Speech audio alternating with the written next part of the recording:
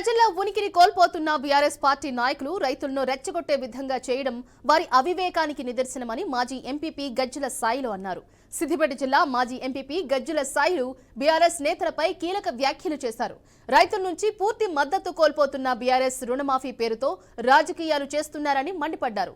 విడతల వారీగా రుణమాఫీ చేసి కాంగ్రెస్ ప్రభుత్వం ఇచ్చిన హామీని నిలబెట్టుకోవడంతో పాటు బీఆర్ఎస్ కు మింగుడు పడడం లేదని ఆరోపించారు. ప్రజలకు మేలు చేసేందుకు కాంగ్రెస్ ప్రభుత్వం చేస్తున్న కృషి అలాంటిదన్నారు.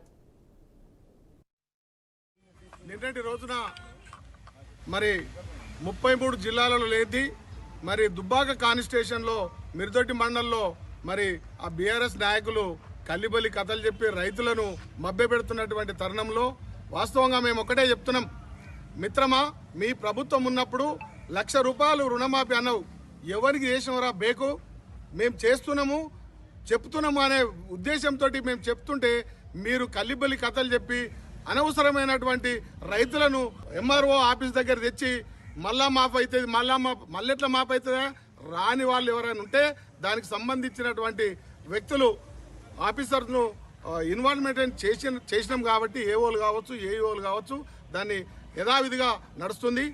మరి వాస్తవంగా మొన్ననే మీకు ప్రజలు బుద్ధి చెప్పారు, ఇక చెప్పొద్దు, సిగ్గు శరం లేని మాటలు మాట్లాడితే ఎంపీ సీట్లో ఒక్క సీటు కూడా గెలవకపోతే మీకు బదలరా మాట్లాడేందుకు